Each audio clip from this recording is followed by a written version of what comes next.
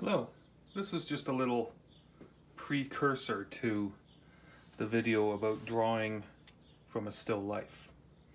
As you can see here, I've got a still life set up. I've set it up on top of a cabinet. It's a little wobbly, so you don't want to touch it too much. But I've arranged some objects. 1, 2, 3, 4, 5 objects. I like uneven numbers. I think they're more interesting.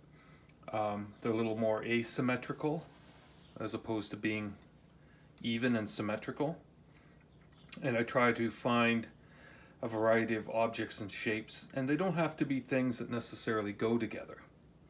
They can be nice, simple objects, simple shapes. You can see here I've got a little elephant statue, which is a little bit more complex, but it's still based on simple shapes. You notice I just moved it, tried to angle it. You want to try not to line everything up. So there, everything's lined up. It's a little bit static and boring. Diagonals are interesting. So we could do that. I could turn this way. And I actually think that's more interesting. So that's what I'm going to go with. You'll also notice that I have a system here in height. This is the tallest point of the still life. Down to the next tallest, down to the lowest. If I was to add another object here, I would probably move this in and maybe put one more little lower object. But that would give me 6 items, and I don't want 6, I want 5. I've used books. Books are very simple, and it depends how detailed you want to get as to how much you add from these books. You don't have to use type. You can see I've used an Edgar Allan Poe book and a Led Zeppelin book here. I've picked those books based on their size and thickness to give my elephant a little bit more height over this object here. So it doesn't matter about all the imagery and the type on the books. You can draw that if you want to, or you can ignore it. It's entirely up to you. You have a lot of choice on doing a still life, and the choice is always yours. How much do you add? How much do you take away? That's up to you. The robot here he's a more or less complex object. There's simple objects like a jar, and there's complex objects like this robot. And you want a little bit of mix. And this would be a good place to focus more detail here. He's more interesting than the books, so the books can stay simple. And that's pretty much, one more thing.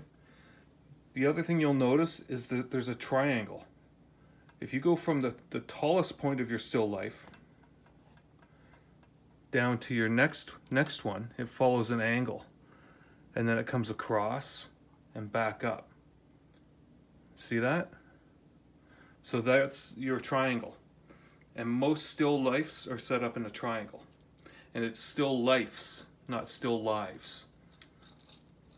Some people get confused with that. So when you set up your still life, don't worry about making things that go together. Don't even put in things that you really like. Put in a random assortment. Things that don't go together when you draw can make for a very interesting drawing.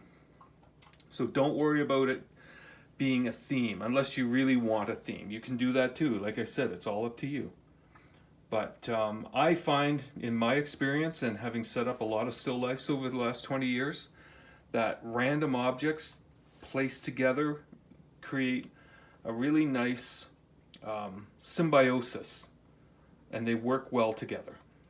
So have fun, pick some objects, pick different shapes, and get started on your own still life. But remember, use odd numbers like 3. I could have gone with 3 objects and just had taken the books out, but this wasn't quite. He was almost the same. You can see he's not that much taller than the robot, so I chose to add a couple books. So go with 3, 5, 7, 9. 9's a lot, 7's a lot. I think 3 and 5 is good. You want to keep it simple, especially if this is your first time.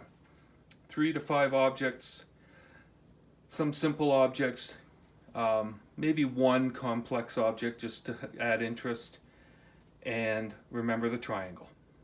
All right, so the next video will be how to start the drawing. Have fun, guys.